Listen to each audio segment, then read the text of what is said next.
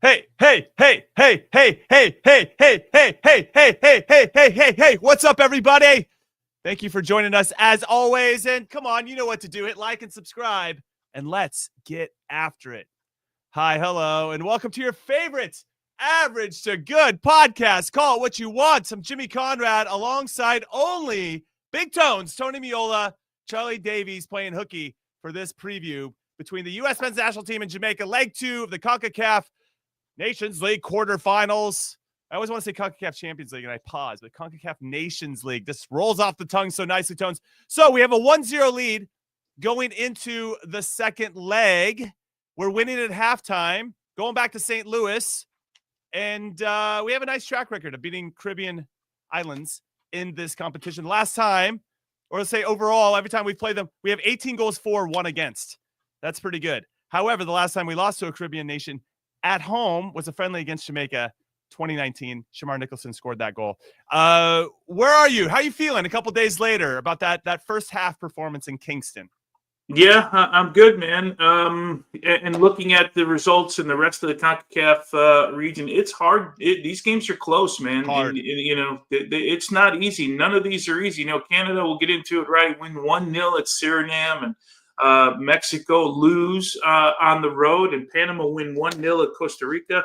We talk about it all the time, and I know almost to a point where it sounds cliche-ish, Jimmy, where we say, oh, it's hard to win in CONCACAF on the road, right? And people are like, it's CONCACAF, the competition, but it really is. And until, until we see differently, until we see sort of nations start blowing teams away, we haven't seen it for, as long as I can remember, 1986, when I started watching CONCACAF qualifying, hoping that the U.S. would get into a World Cup in 86. I just don't see a lot of teams over the years, and it gets tighter and tighter every year. And yeah, there's conditions, but I think more than the conditions of the game, and in a lot of cases, the referees and the way that they manage games, I just think players around the world are better, and the gap gets smaller. And this whole Nations League thing, if you think about it, CONCACAF set this up so CONCACAF teams would improve. They weren't talking about the U.S. improving. They weren't talking about Mexico or Costa Rica. They were talking about teams like Jamaica, who always had talented players. Teams like Panama, who have talented players that get to play better competition. And that's why I think, Jimmy, you see these results. Yeah, I think to tack onto that, MLS has also provided an opportunity to, maybe the best players. Like Suriname has Geraldo Becker. He's playing, over in Europe. But then I feel like you have players like him, Coco Carrasquilla, who's at Panama, who's reigning CONCACAF Player of the Year. MLS has provided a platform for maybe your middle class of players. Okay, maybe your top 2 or 3 go off and play somewhere bigger. Well, MLS has provided a nice, stable place to live, to earn money, to develop, and so MLS in some ways is kind of working against the U.S. men's national team, even though we're providing that for our players as well, and our player pool too. It also is helping. A rising tide lifts all boats, as they say. Now, with regard to winning an away game in CONCACAF, this is Mauricio Pochettino became just the 3rd full-time U.S. manager to win his first competitive away match, joined Bob Bradley and Steve Sampson, who achieved that back in 2008 and 1996, respectively. However, there was a stat that's floating around the internet, and this is what they do. Stats just float around, but that Pochettino matches Greg Berhalter's total of away wins against CONCACAF opposition. That is not actually true. Greg Berhalter had 2 CONCACAF teams that he beat on the road. One was Honduras. That was in World Cup qualifying. Remember that one, 2021? We were down 1-0 in that game. Yeah. Tyler Adams was playing right back. If you remember, Tyler Adams started right back. We came back and scored 4 goals in the second half to win that one 4-1. That was a crazy game, and kind of propelled Greg into getting that momentum again. I remember that ahead of that game. If he loses in Honduras, that could be curtains for Greg Berhalter. It didn't work out that way. And then we beat Cuba away from home 4-0 in the group stages of the Nations League. However, the game was played in a neutral venue. It was played in the Cayman Islands. So I guess it doesn't feel like it was in Cuba, which obviously makes things more difficult when you're playing in front of your home fans. But still, an away game, it wasn't on American soil. So There was actually 2 there for Greg Berhalter. Just wanted to debunk the stat that was floating around. But we're getting some updates. So at best, it's 2. You're saying, right? So what's that? So at best, it's 2. At best, it's 2. Not great. All right, still not great, right? Yeah, still not great. And in official competition, Mauricio Pochettino 1 for 1. Okay, I know the Mexico friendly is still in there. It's still fresh. We don't like losing to Mexico. All right, some updates from camp. Johnny Cardoso undergoing some tests to see he's going to be ruled out for leg 2 in this one. Aiden Morris unavailable after suffering an ankle injury in training. We also got some words from Mauricio Pochettino. So let's roll that clip right now and hear what he had to say. I think for us is really good to have this type of opponent like Jamaica to make us to realize that we need to fight to match the aggressivity of the opponent. It's true that it's Concacaf and it's no easy competition, but we learn. We need to learn, and today is another step that was in Mexico. Learning is easier when you win the games to learn. You can learn fast, but I think, yes, tough game. We need to be pleased and now to try to design all the strategy to recovery and be ready for Monday. All right. So not saying anything we wouldn't expect, I guess, given the position, but more learning. Ultimately, we have a new coach here, Tony, and he's obviously trying to implement his ideas, but also having to deal with playing away from home in a tough environment against a tough team. So before we get into Jamaica and their perspective, because I do think that they probably have to feel somewhat confident that they're hanging in there. It's only 1-0. They missed a penalty, had one close, being cleared off the line, had some opportunities, made us sweat a little bit. They're not the favorites going into this, but they've been very good away from home. We'll get into them in a second. But with regard to learning, what do you think that Mauricio Pochettino learned in this first leg alone that you think will maybe see some changes to how we play or maybe even personnel going into leg 2? That's a good question. I think he learned that the team, when they need to battle, they can battle, right? Which is something that we maybe questioned a little bit at the end of Greg Berhalter's reign, right? And at least we started having a discussion about that, because there was all this conversation about how camp was like Club Med, and it was just too easy in a lot of ways, right? So maybe we learned that. I learned from Pochettino that even if we go down to Jamaica and we're playing on a poor field, he's okay still giving the guys the confidence to try and build out of the back. Now you got to be good doing it. We turned the ball over a couple times, but it ultimately didn't get punished for it. So we learned that, and that the guys would have the confidence to do that. And there was also a secondary sort of path, right? We saw a couple times Ream over the top to Anthony Robinson, which has become something that is becoming a theme, right? We saw it against Panama. I think it was the first goal, right? Against Panama, the ball over the top and it bounces around, but it's Ream releasing a wing back. So we've learned that, and I think I gotta still think that Pochettino is still like, this was a different environment in Mexico. It was a different environment than being at home against Panama. He's going to have a different environment going to St. Louis. I still think he's learning who his players are. You have to, right? This is going to be game 4. There's no way, there's no coach in the world that knows all of his players and all the personalities 4 matches in, especially in this case, Jimmy, as a national team coach, when you're not around the players all the time. It's a tough task, right. But he has enough people around him, enough really good people around him to get eyeballs on everybody. So maybe he doesn't see everything, but the guys around him are building that, I call it a database for him of who all of these guys are. So he's still in that phase, but I think he would and should be happy with the way the result happened for the U.S. against Jamaica. Yeah, a little game management in there too, right? Where, okay, this is the situation. We go up early. How do we manage the situations and what's happening? And where are we trying to win the ball back? How deep are we going to drop? Like, these are all these little pieces of information that you're talking about. And you've coached, I've coached. A lot of the players that I'm drawn to, no matter what level, the players that can grasp your concepts quickly, I have a soft spot for that. You're just like, I can tell there's a shorthand, and that kid's or player can be like, yeah, I got it, and then go out and execute it. Like I love those types of players. Now, what we have learned, I think, in our coaching journey is that you sit in front of 20 players, you're saying the same thing, and they're all going to absorb that information in different ways. So you have to be really thoughtful about what's happening and who might be not grasping it quickly, but you know that they're really valuable. So you got to get them caught up to speed, or somebody who grasps it right away. Cool. How do you make sure they're not going so fast that everybody else isn't around and at their speed or at their level, whatever it is, right? And you're trying to find that balance at all times. So I wonder, when he looks at his player pool, even though he's got 4 games now under his belt, which players he's really starting to be a fan of because they're so quick in grasping the way that he wants to play. And not only that, can also go out there and execute at a high level. And that's something I think to keep note of when he chooses his starting 11 and as he has more players available. The Yunus Musa one is a perfect example for me.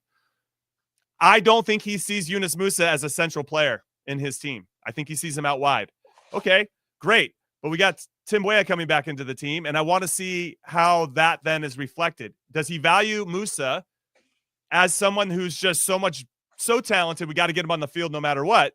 Or does he only see him as someone that is as effective as possible out wide, and we're still going to stay true to the guys that actually play centrally game in and game out for their clubs? These are the types of things that I'm very curious about this lineup in a way that we maybe haven't seen. And as what our healthy 9s come back in, if Pepe scores again and has another good performance, okay, then does Balogun just the guy no matter what? I don't know. These are the good problems to have ultimately, but yeah. But I'm very curious about the Weah Musa decision in particular with the starting 11.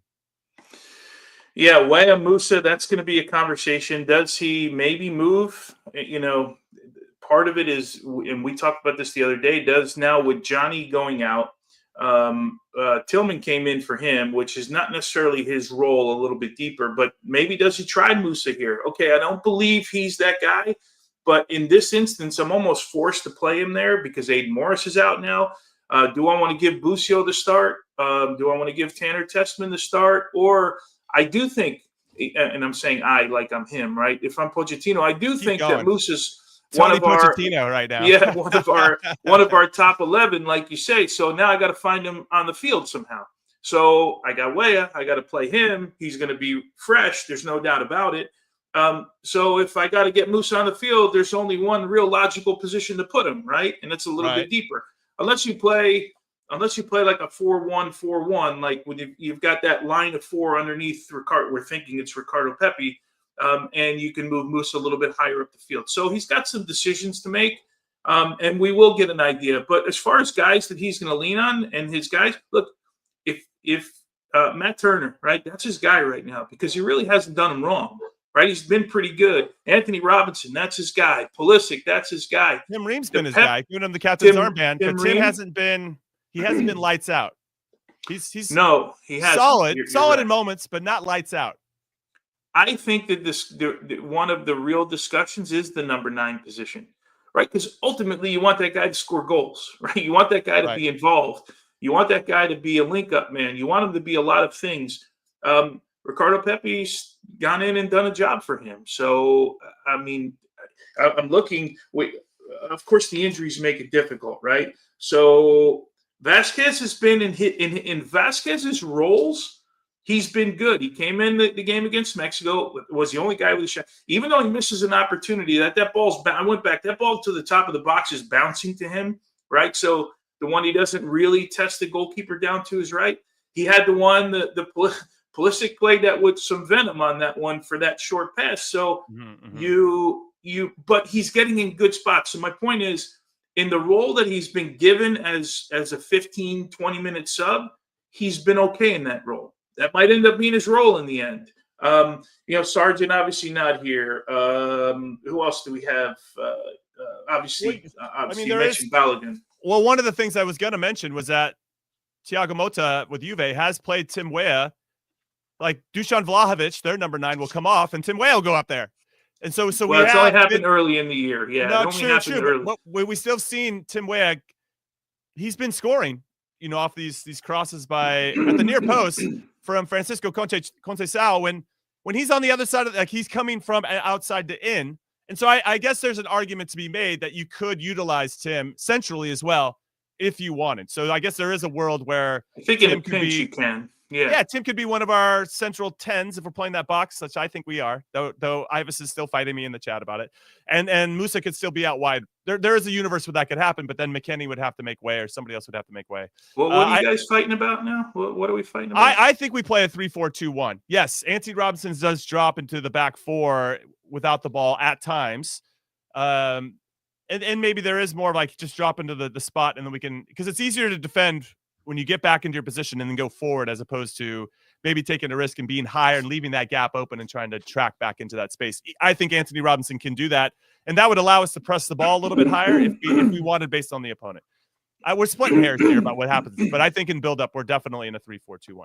So yeah, in a bit. See, I had this discussion with Dez prior to coming on. See, I still look at it as 4 in the back to start, because that I look at the defensive formation. Because if you think about Mexico for years, they played with 3 in the back forever. But when they defended with 5, because they had 2 true wing backs. And that was Mexico style for a long, long time outside of this last period of players.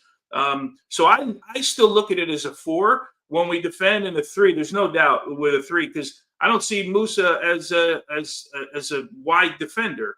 Right. So, right. But I get the idea that it's 3 in the back, because some people look at the build out part of it. I just want it to be 3 in the back, Tony.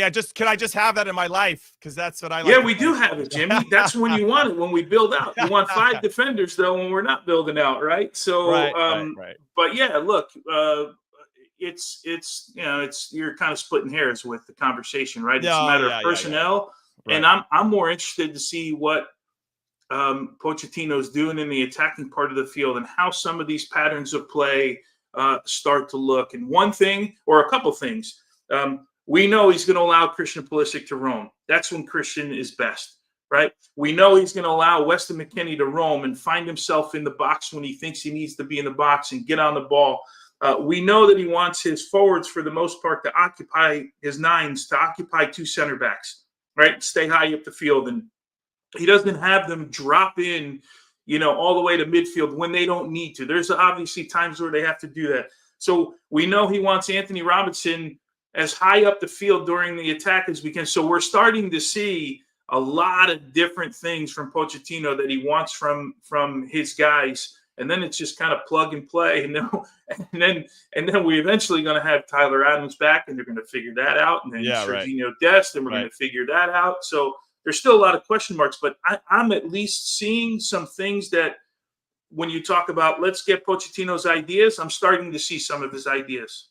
Yeah, and it's exciting. One more game before our next March is the next time everybody gets together. I know there might be a January camp. That will be a different set of players, but March, this is our last time to see this group together in March, and that includes the coaching staff. That's wild. So that's a lot of time, and not too many camps left, as we mentioned in our last podcast. 6 camps left from Mauricio Pochettino before he names his World Cup roster. All right, we're going to take our first break and call what you want. When we come back, we'll talk a little bit of what Jamaica probably looking to do in this particular game, and El Tri, Mexico. You can't spell El Tri without an L. They lose to Honduras in Honduras. What a game that was. A lot of action off the field afterwards. Really disappointing to see some of the fans' reactions. And then we'll talk Canada and everybody else in Concacaf, so don't go anywhere. If you love football, this is the best time of the year. This is as big as it gets. The stuff of absolute dreams.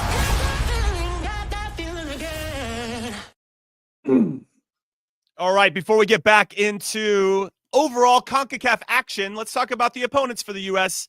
Jamaica, here on Call It What You Want, your favorite Average to Good podcast. We're giving you your favorite Average to Good preview for the second leg of the CONCACAF Nations League between the Americans and the Reggae Boyz. Let's talk about Reggae Boyz. Steve McLaren, he said this after the game when they lost 1-0 in leg 1 in Kingston. He said, "It is halftime. I think we have proven that the U.S. will not be taking the game on Monday lightly. We know that we can score and give them a game. The first goal will be important. If we score the first goal, the tie will be on. So I'm really looking forward to Monday and playing them again."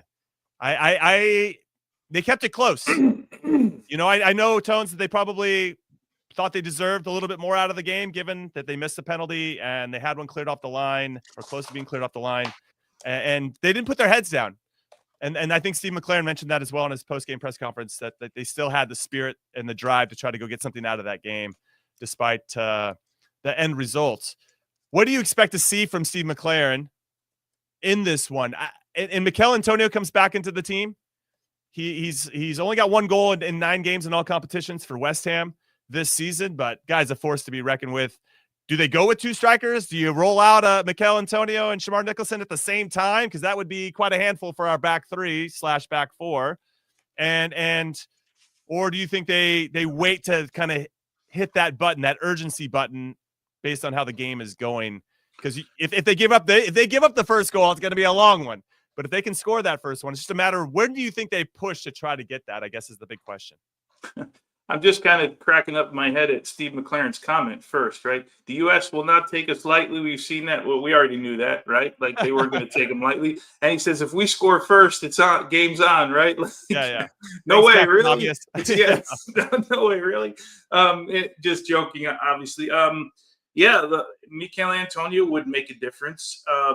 He and Nicholson, in a lot of ways, two bigger guys that will not shy away from contact. Nicholson took that little knock in the first half, and then you remember a couple of sprints in that game where he started to take off and he had that gait. I wonder what that feels like for him a couple days later, because Jimmy, sometimes those things, when you go to bed and you wake up, they feel completely different than when you went to bed, right? You can get through it with the adrenaline, but Mikel Antonio, he's just always a handful, right? And there's an unpredictability about the way that he plays and the way that he pulls things off, and he's always going to be a threat in the air on restarts. But this team in general is a threat in the air on restarts. They always have been. They throw a lot of bodies forward. They attack the ball really, really well. So you've always got to be worried about that, or at least conscious. You don't necessarily have to worry about it. I don't know what changes he would make. He played with 3 in the back with those 2 wing backs. He had that Palmer and Latabourier in the midfield, and those 2 guys, I think, both played against the U.S. in the semifinals last year, so they have experience in this game. Are you going to change Damari Gray? Probably not. Leon Bailey, their most dangerous guy, even though I think we did a good job with him. You'd have to change your formation or make the change straight up Nicholson for Mikel Antonio, and keep the way that you want to play. I don't know that he's going to throw all caution to the wind coming to St. Louis 1-0 down on the road right away. We'll see. Yeah, we'll see what he does. I would expect that he goes pretty similar. Okay, well, let's take a look at the projected starting 11 for the Reggae Boys for Steve McLaren, and obviously Andre Blake in goal. That's the thing. And when we talk about the other results that happens in and around Concacaf, if you've got a hot goalkeeper, man, you're always got a chance. And Honduras's goalkeeper, Menjivar, was excellent. But you got Lee, Bell, Lowe, Lati Baudier, Lambikisa, Isaac Hayden. Well, he's with Newcastle, but currently on loan to QPR in the championship. Got his first minutes. He came on at halftime against the U.S., got a yellow, but maybe starting the game could be a little bit different for him. Good when he's on. Damari Gray, will he start? Didn't look great in the game. Obviously missed the penalty. Do you roll him out again? You got McGee, plays for the Switchbacks in the USL Championship. Leon Bailey had his moments. He's definitely dangerous, but didn't hurt us as much as I think he wanted to. I think Jedi Robinson got in his head after that scuffle, and then Mikel Antonio up top. For me, I think it's going to be – I think you set up your team. If I'm Steve McLaren, you set up your team you're away from home. You want to, the U.S. is going to come out under Mauricio Pochettino, or it doesn't matter who the coach is. They're going to come out and try to set the tone right from the get-go. Try to get the crowd behind you, try to make some plays, be on the front foot, get the first corner, first shot, like first action, first tackle. Like you're setting the tone. You're not there to react. You're there to push the game.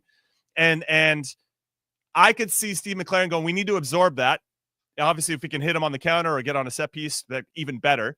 And Jamaica had done that to us, right? They did it to us in the Nations League semifinals back in Dallas, and they hit us early and scored at the back post to make it 1-0. And we were very fortunate to come out of that game with the result and send that into extra time. But so they know they have a little bit of confidence. Another thing too is the Jamaicans were in a similar position to the quarterfinal stage last year. They were down 2-1.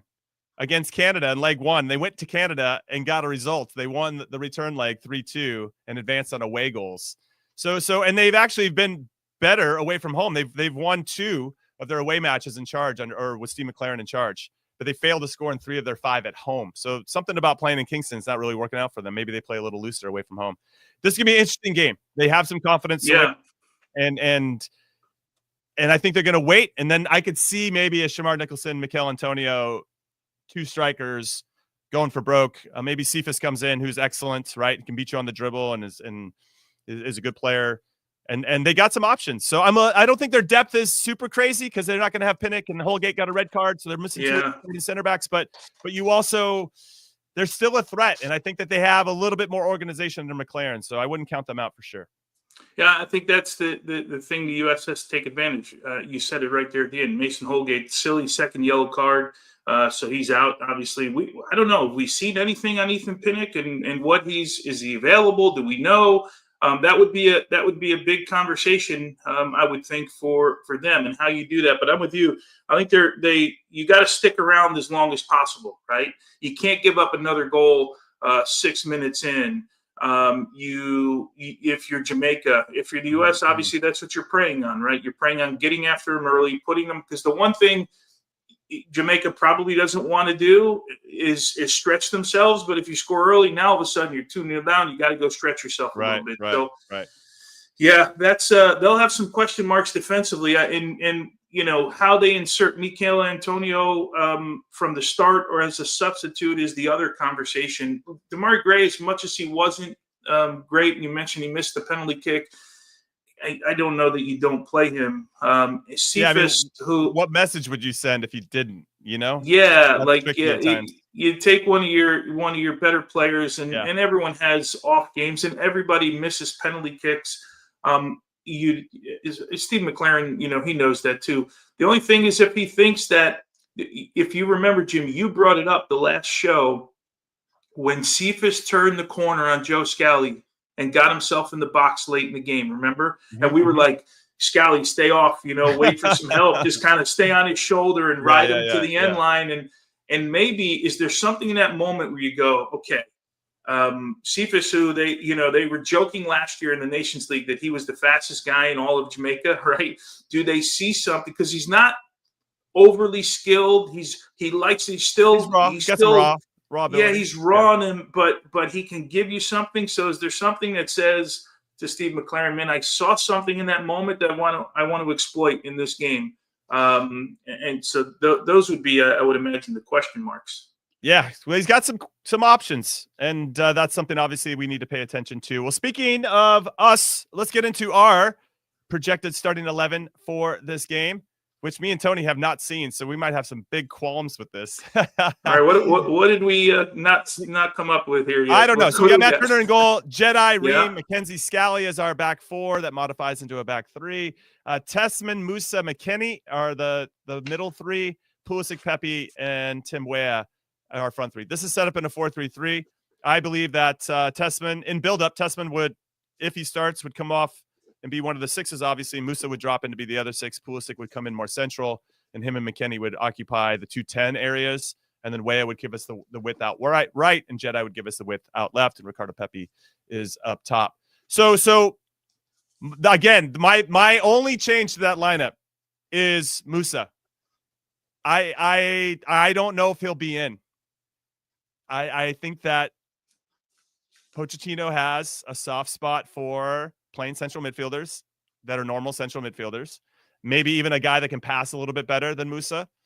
And I could see Busio and Tessmann potentially starting that game. And Musa would be out. I'm not saying it'll happen, and I wouldn't be surprised if Musa's in, but that is the one area that I think is open for discussion. Everything else seems pretty set given who we have available. I do, though. I wonder if you could take out, if you really thought 2 strikers were coming from Jamaica, you could take out Scally and put in Trusty. And that is something that they did at the end of the game in leg 1, but maybe you want to see more of that, given that Scally's going to put a shift in. He's going to be hard to break down, whatever, but he doesn't really give you a lot going forward always. And Trusty feels like a straight out and out center back. So if you were going to do that, just something to consider. So that was listed, as a 4-3-3 in that? Yeah, that's 4-3-3. Right? With Tessmann as the deeper player. I was trying to write him down because as quick as I could. So Musa would be the guy you changed for Busio. That would be the only change. That would be it. That would be Busio and for Okay. Musa for me. So you have McKinney. Busio. McKinney's still in the 10. Pulisic. So you have Pulisic, Pepe, Weah, McKinney, Tessmann, Busio, or Musa. Yeah. And then the back four is Jedi, Ream, McKenzie, Scally, and then Turner in goal. Yeah, Tessmann almost by default, right, has to play as the deepest player right now. If you're looking, no Johnny, right? We talked about no Aiden Morris. No Johnny, no Aiden Morris. Unless you think Tillman gave you enough in that position. Yeah. He would be he's got to play in that position. And then it's a matter, do you play with someone next to him?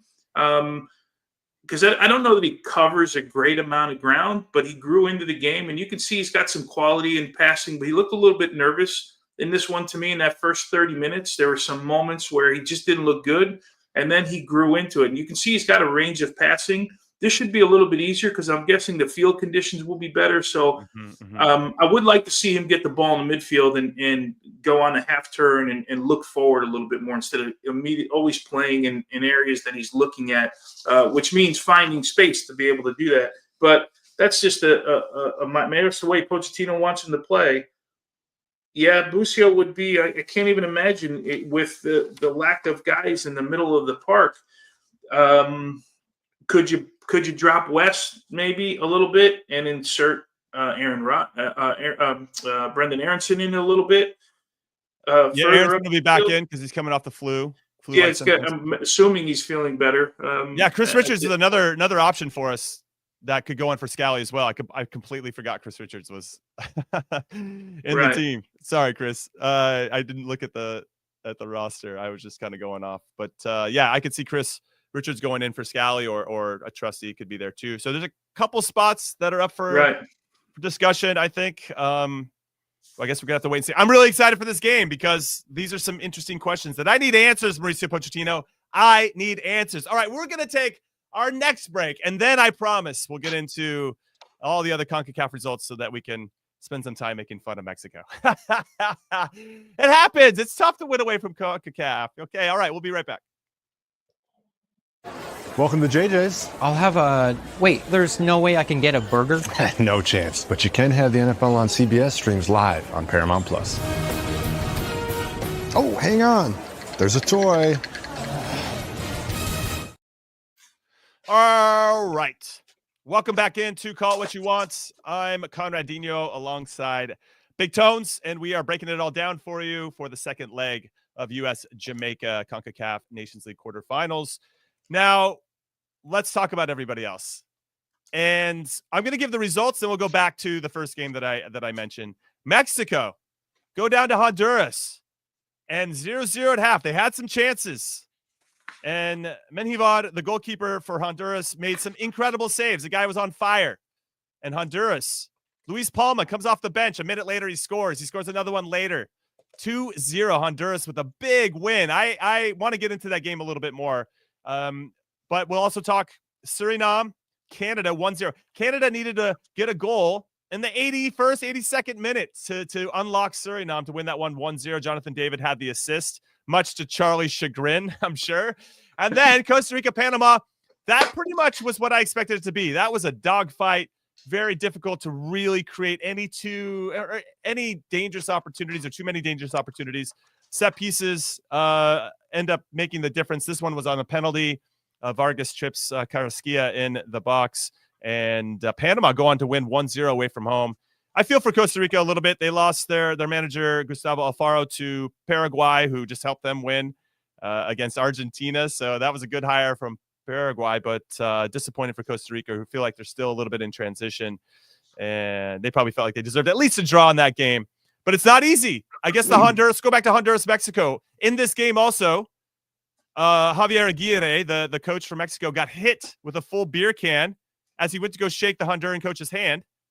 And his head started bleeding, like his head exploded. There's blood everywhere. It's absolutely crazy.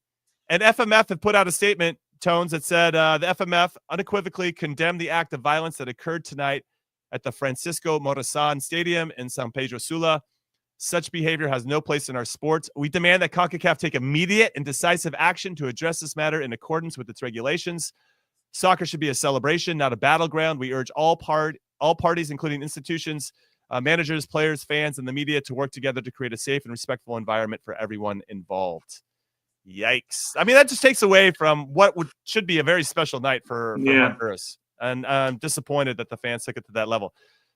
I don't know your thoughts on that game, that moment. Well, the moment sucks, right? And sucks. You're right. It takes away from Honduras, but to think that Concacaf is going to do anything. We've been waiting for Concacaf to do anything for 30 years. We've been waiting, right? I mean, they don't do anything about the chant, and I know it offends people, and like they just what Concacaf is going to do is put out another statement. That's what we're going to get. And Javier Aguirre, what did he say after I saw him? He said, "Well, it's football, right?" Yeah, he just said it's fine. Basically paraphrasing. It's fine. It's part of the game. I don't know that helps, though. I don't know. I don't know that helps anything. That's this guy likes it when I throw stuff at him. Let's throw projectiles at him. There's that guy down there that said he likes this stuff because it's just part of the sport. But I understand I'm guessing he probably just wanted to diffuse this thing as quickly as possible and not make it a big thing. Look, his team lost, right? So don't want to make any excuses about it. It's certainly a tough task now. But if you wanted to give Mexico fuel for the fire, you did it, right? Some idiot fan did it for Honduras. Now you're giving Mexico every reason to fight back in this thing, and you would imagine they're going to put up a fight here. Not a great result at all. Not an expected result at all. Looking at their team, still kind of the same sort of setup that they've had for a couple of 2 years now that they've been complaining about. Yeah. So they also, as a nation, have a lot of work to do right now. Yeah, when I think about the goals they gave up, the first one was a bad giveaway by Montes, the center back, and fair play to Honduras for taking advantage to get a shot from outside the box. Ochoa parries it, goes right to Palma, and he scores. It happens, right? Tough environment, difficult fields, your opportunities that you're creating. Quiones had a great chance that got saved by Menjivar in goal. That would have made it 1-0 for Mexico at that time. And the game switches on these subs that came on for Honduras. Palma was a sub. A minute later, he scores. And now the whole momentum changes. What I'm disappointed most, I think, in Mexico is the fact that they couldn't manage the game, knowing that, hey, this is just the first half, and that they allowed themselves to get scored on again. A pretty basic counterattack, all things considered, where either they got to foul somebody at midfield and just slow the play down, but they let the play develop.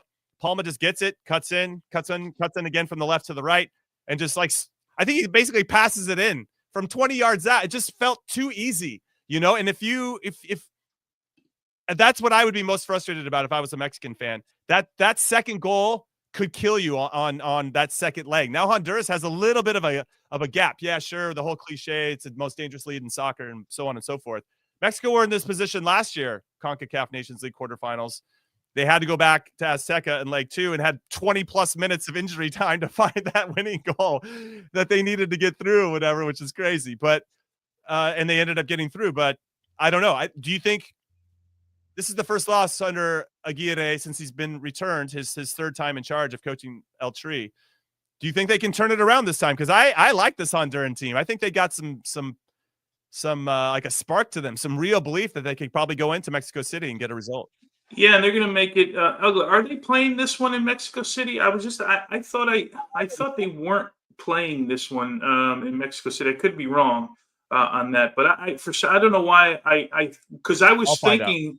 Yeah, I was thinking when I saw this schedule, I don't remember why I thought, why wouldn't you play in Mexico City? But again, I could be wrong on this. But they are playing in Toluca. Okay, yeah. Toluca's home stadium and not at Azteca. Yeah, I don't know why I remember having this conversation in my head going, why wouldn't they play in Mexico City? Maybe they can't draw anymore, right? Maybe they just can't draw fans anymore, which is which is scary, right? We saw it in the last series of games that they had. Yeah, it's a lot of work to do. By the way, the whole you mentioned that 2-0 scary lead.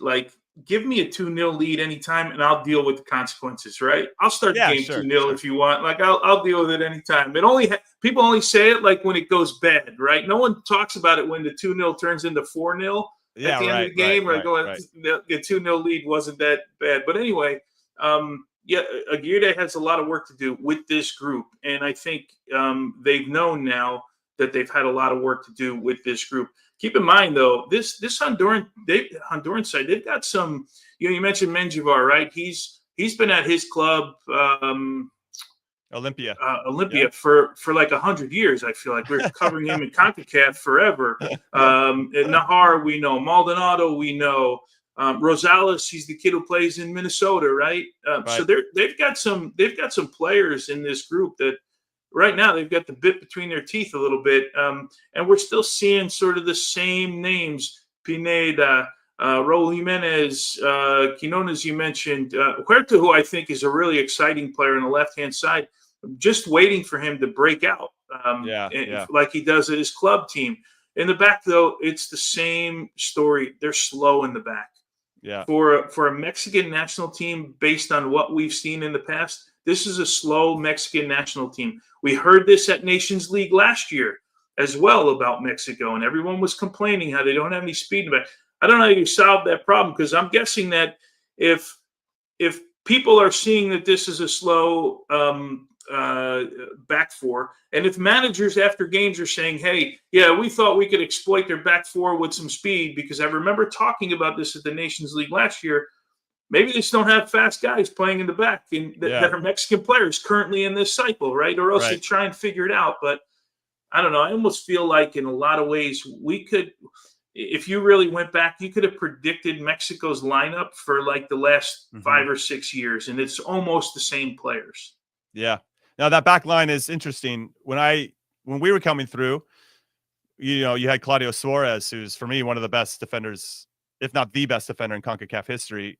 Amazing, El Emperador. And then you had Rafa Marquez, played in 5 World Cup. I mean, they always seem to have this like next level defender that one had presence, leadership, but then just could pass. Really smart with how they unlocked, how they played, and I feel like they've lost a little bit in that back line, even with their outside backs as well. But this is not a podcast about Mexico. We're moving it forward. We're going to talk here now about the seeding for how the Nations League Finals works. Who would the U.S. men's national team face ultimately? What does the seeding look like in the next round, assuming we get the job done? I don't want to get ahead of ourselves, but this goes for everybody. So first and foremost, number one, greatest number of points obtained in quarterfinal phase. So if you win both games, right, 3 points for a win, 1 point for a draw, then that will 6 points will obviously put you higher up. And then it goes to goal difference. So if you're tied on 6 points, it goes to goal difference in the quarterfinal phase. Then if that's still tied, it'll go to greatest number of goals scored. And then if that is still tied, it'll go to greatest number of goals scored in all away matches. And then finally, it'll come down to yellow and red cards will be the final determinant for seeding. So based on how all these other ones play out, the U.S. could face a Canada. They could face a Mexico in the semifinals. There could be a whole different types of permutations to make that happen. Well, speaking of all these second legs, we have Panama versus Costa Rica. That's happening on P+, on the Golazo Network and P+. That'll be Monday at 9 p.m. Eastern, Panama, Costa Rica. That'll be in Panama. And Canada versus Suriname will happen on Tuesday at 7:30 p.m. Eastern. Both will be live on the Golazo Network and Paramount+. Good one for Jesse Marsh. Got a result in a tough environment, and they had some opportunities, but I wouldn't sleep on Suriname just yet, especially if they can score first. All right, when we come back, this is our last break. When we come back, we're going to get into trigger who you want, but we're doing it without Charlie, so it's going to be even more challenging for everybody right now in the chat. Can you trigger Big Tones and I before we let you go? Don't go anywhere.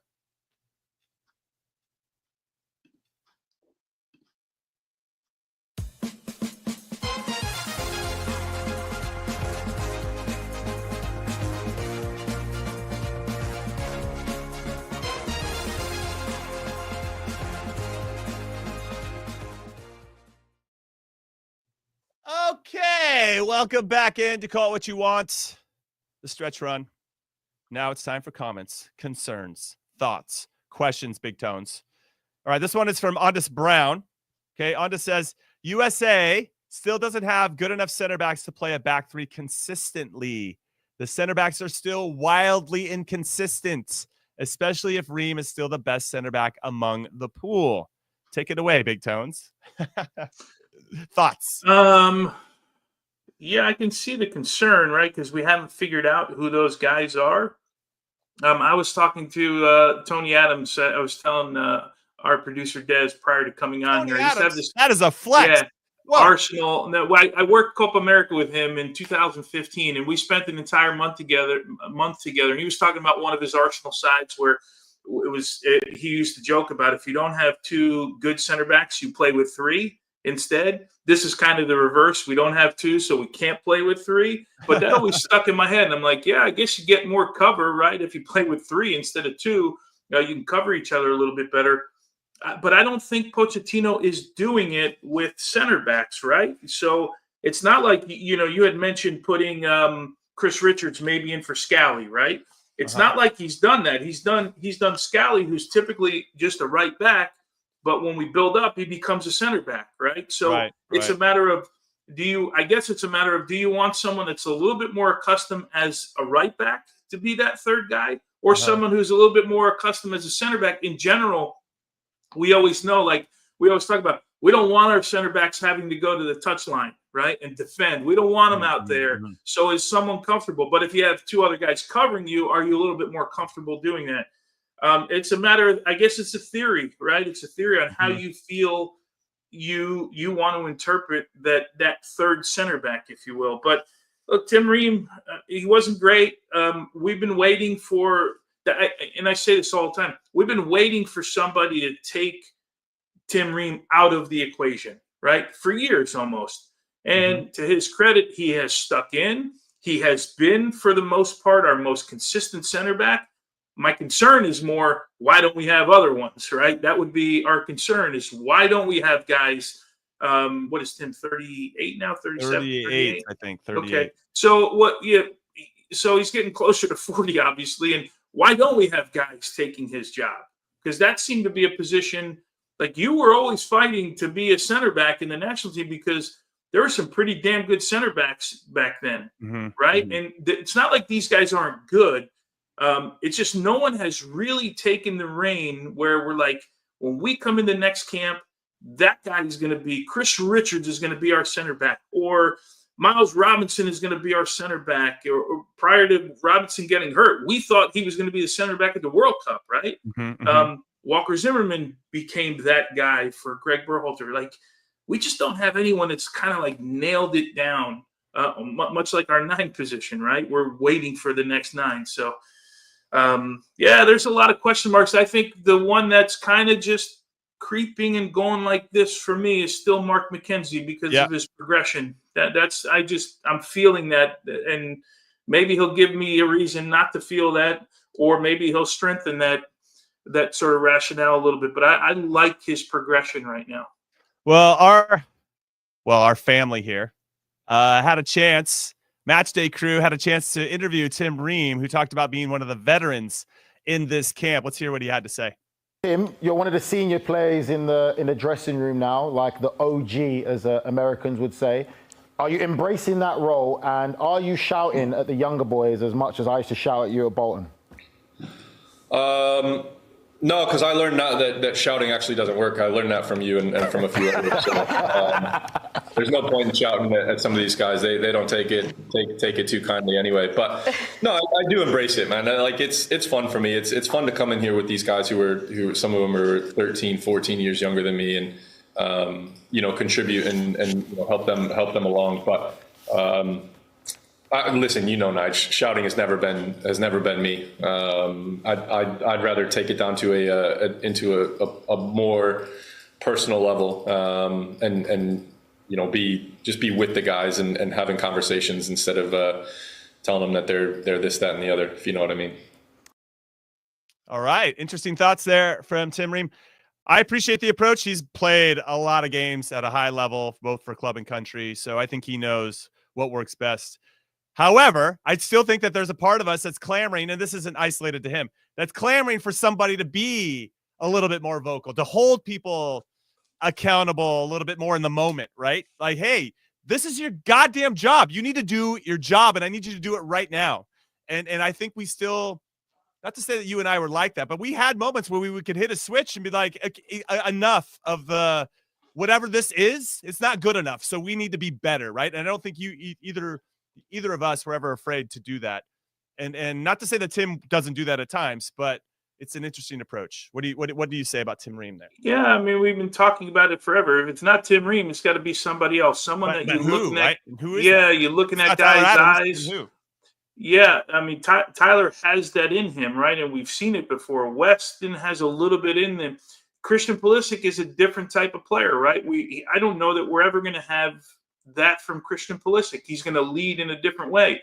You mentioned you and I had some knock out, drag them out sort of fights, right? On a lot of different things. And you come to a point where you understand, like I had to understand what motivated you, like how I could get you. One day it was yelling, and one day it was like, hey Jimmy, like walking through the locker room, like figure it out, dude. Like, and you'd say, hey, you need to give me more information. Like, you got to have that relationship. It's not the same with everybody, but I think that in theory, you got to have that guy that you look in their eyes and you know exactly what they're saying. Like Sergio Ramos for years was that guy for players.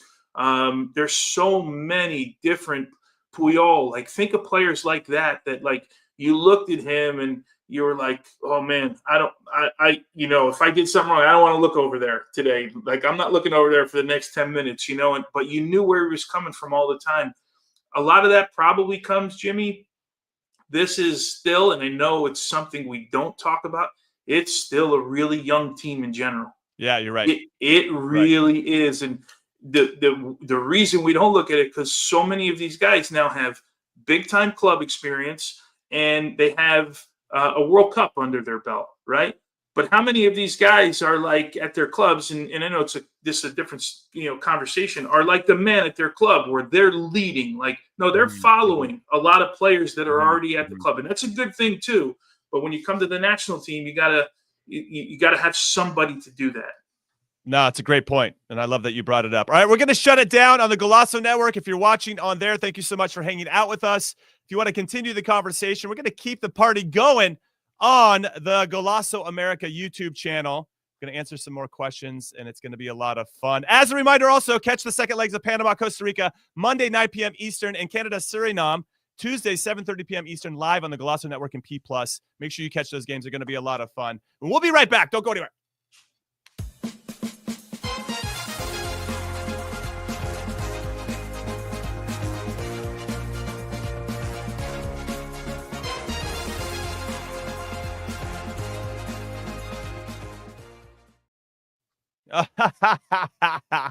Welcome back, YouTube audience. We're happy to see you, that you're still here with us.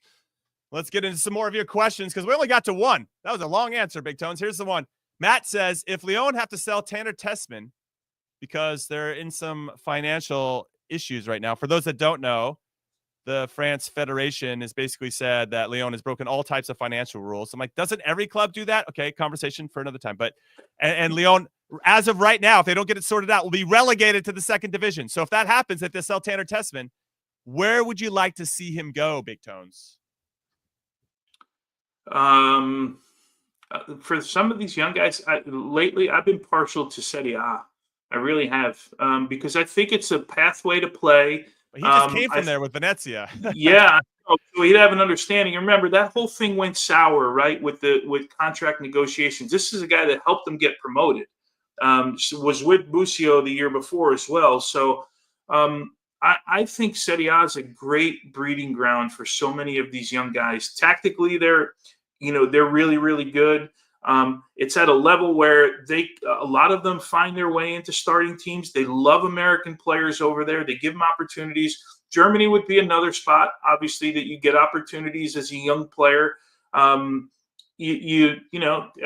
we talk about the Premier League. It's just so hard to break in. And it's hard for young players, and it's hard for young American players to break in. So, places where you're going to go and play, places that fit the style, really no different than you would advise any other player. You'd say to Tessmann what you'd say to all the other guys: find a good fit for you, where you're going to improve, where the manager believes in you, and where you're going to stretch yourself a little bit. Yeah, his former coach at Venezia is now at Torino. Torino currently sit 11th in Serie A. Lost 5 of the last 6, so not crushing it. They started off pretty well, but it's been a steady decline since then. I also thought he was, not only was he linked to Inter Milan, that didn't work out, but I thought he was linked to Fiorentina as well. Fiorentina might have been a nice fit. Fiorentina's on fire right now. They're currently 3rd in Serie A, just 1 point off the top behind Napoli and Atalanta. Oh, they're tied with Atalanta, Inter, and Lazio. God, wow, what? I'm just looking at the table for the first time in a while. Serie A is like 2 points separates like everybody in Serie A. Yeah, it's crazy. What am I even looking at right now? Yeah. And then Milan joins later. They're at 18 points. They're 6 behind Juve, who are Yes, I know, Jimmy. 6. That is, I'm just throwing it out there. Just throwing it out there. All right, what other questions do we got? Okay, this one's from Nias. Malik Tillman hasn't settled in yet. I assume you're saying with the national team, but he did a lot of physical tackling and linking play from backline to front. No one mentioned this compared to the discussion on him last window. I did bring up the fact after the game that when Malik Tillman came in for Johnny Cardoso, I thought that was an interesting sub. I thought maybe there'd be some tinkering where Tillman could play higher and McKinney would be the one that dropped off. We did see Tillman get in advance of McKinney at times. I don't think that was by design. I just think that's his instincts. And then you could see that he settled back in and played more off the shoulder of Tessmann. And then when Busio came on, this is what was interesting for me. When Busio came on later in the game, they didn't switch. I just assumed Busio would go play off the shoulder of Tessmann because that's where he normally plays, and Tillman would pop up to closer to the 10, and it didn't happen. Higher. Yeah, Busio just went to the 10, and Tillman stayed in his like hybrid 6-8 role, and that was, I found that to be very curious. Tillman playing in that spot is not what I think is his best spot, but it was curious that Pochettino tried it. But because of that, when you're in that area of the field, you better be making tackles and you better be making physical plays because that's what the position demands, especially against a tough opponent who's also trying to exert their physical or physicality dominance on you, which every team does, right? You're trying to win in all 4 areas of the game. Technically, you want to be better. Tactically, you want to be better. Physically, you want to dominate teams. And then mental, emotionally, can you manage games, emotion, mistakes, adversity, all the pressure, all that type of stuff. You want to win all 4 of those, and if you do, then you're gonna win games. And so I just thought with regard to Tillman, probably the most physical I've seen him play for the U.S., but I don't know if that's where I want to see him playing forward. Going forward, Tones. Well, it's not been his quality at his club team, right? It's not been what's made him the player was at the club team, and you know, I feel like we've been beating this drum for a while with regards to we're at a point where we want to see him at the level that he plays at his club and with the confidence that he plays with his club. And sometimes, Jimmy, you know, I mean, you could go probably look at the players that we can all do, players that you played with. You take them out of their environment and it takes a little bit of time, right? Even though you've got friends in the team and all of that stuff, just the ultimate judge, right, is what you do between the lines. And we thought he grew into the October camp a little bit, right? Mm-hmm. That was a step, but I'm with you. I'm more with you on the Busio one. Like the Tillman one, I think they were obviously, what was it, 20 minutes Johnny played? 20 minutes in, yeah. Yeah, 20 minutes in, like you make a decision, and certainly in your head, you have to have someone that you thought for every one of these positions. Somebody goes down, I need an immediate replacement. I'm doing this. I wonder if the Busio thing was he felt good with what Tessmann and Tillman were doing, right? So instead of Busio, now you're making two. That's fair. That's fair. I mean, maybe he'd like that. I'm just trying to get in his head a little bit because I was exactly like you. Like Busio in that position seemed a little bit odd, but maybe you're on the bench going, I like the relationship right now between those two guys. So I'm going to put Busio in a place. He likes to get forward anyway, where he can still chase the ball around, and he has a couple times just chasing defenders around defensively, and we know he's comfortable on the ball. So let's not change two positions. You change changing 2 positions. So I don't know. That could have been it, but I'm with you, man. The Busio thing was a little bit more strange to me than maybe the Tillman was, but maybe Tillman just happened so fast, and it was, right. You had to make a decision quick. Yeah. Make a decision. Yeah. Yeah. No, you also have Brendan Aronson in the mix too. We didn't really bring him up in terms of the starting 11, but he has the work rate that we know that everybody values, but Pochettino might value it in a different type of way in terms of how he can help press this Jamaican team, do a lot of counter pressing. All right, one last question before we let everybody go. And as a reminder, we're going again live on the Scolasso America YouTube channel right after the game. That'll be at 10 p.m. Eastern for our second leg recap. But here is the last one. David Morrison says, after Tim Ream and the others in camp, who are your top 3 center backs, either MLS or abroad? I'm a Sounders fan, and I'd love to see Jackson Reagan get a chance sometime in the future. So I'll go as resident center back here. Let's start with Jackson Reagan because he brought him up. Now, he got named as Defender of the Year as a finalist for the first time in his career. For the second straight season, the Sounders led MLS by allowing the fewest goals. They also led MLS in shutouts and expected goals against this season. He's 26 years old. That's right around when I started to kind of fall into a nice rhythm and really understanding and started thinking about more than just myself out there on the field, Tones, which does take some time, right? When you're a younger player, you're just kind of worried about your own performance, especially as a center back. And now you brought up a good story from Tony Adams. I had the chance to play with Richard Goff at the San Jose Earthquakes. He was only there for a couple months before he bounced and went back and played in the Premier League with Everton. But Goffy played in 2 World Cups for Scotland in 86 and 90, I believe. And I asked him number 1 tip for being a center back. And he said, just put fires out before they start. And I understood that, what he meant. But to actually do that in practice, game in or, every day, ultimately, day in and day out, to organize and to put guys in good spots, to block passing, that takes so much time. There's an art to that. And I'll never forget that he said that to me, and I took it to heart, and it took me a long time to implement it. But that was right around 20. Actually, you were on the same team with me in Kansas City. When Preki broke his leg in preseason, we went from a back 3 to a back 4. Columbus preseason game, right? No, dude, it was the grossest thing I've seen in a real game. And but we went immediately back to a back 4, and then I started to kind of take off. I felt like I found my spot, but I was right around the same age as Jackson. Do I think at this point he deserves to get a look? Yeah, why wouldn't you call him in? Is he one of the top 3 prospects we have? It's up for debate, of course. We have Henry Chase, who's playing for Stuttgart. I know he's 20 years old. He's still got a lot of growing to go himself. He played for Japan, U20s, U23s. I don't think he's shown any interest in playing for the U.S. Has there been national. Anything, Jim, that has led us to believe that he wants to play for the U.S.? I mean, I know I see Twitter and, people go. But I'm bringing him up in the conversation. Yeah, no. But I'm just asking if we had heard of anything that says that he wanted to play for the U.S. or even indicates he hasn't intimated that, but he is eligible to play for the States and as well. He's been being trusted for Stuttgart Champions League game, Bundesliga. So there's clearly a lot of talent and potential there. So if we're trying to identify names that could play for us, I'm going to put him in the mix. However, said that he's not going to, beg anybody to play for the U.S. Like, you want to play for the U.S. And I don't think that Henry Chase falls into that category as of yet. Maybe that changes. Who knows? But I know that he's high on Japan's list as well as the future for their back line. And then I honestly, and I'm going to get a lot of groans in the chat, but I'm going to put my flag on the ground for Walker Zimmerman. I know that there's Eric Palmer-Brown that's out there, and I know Cameron Carter-Vickers isn't in camp because he's hurt. You bring him, you could bring, obviously, he'd be in the mix too. Walker's 31 years old. We trusted him in a World Cup. We trusted him in Olympics. And when I think about Tones, if we are having to get 2 center backs for overage players for the Olympics, and Miles Robinson and Walker Zimmerman, that doesn't reflect well on the player pool that we have good young center backs coming through the pipeline. And I just think Walker demonstrates some of the qualities that we're looking for. 7 years younger than Tim Ream, but he has some of that presence. Can't pass the ball as well as some of the other guys.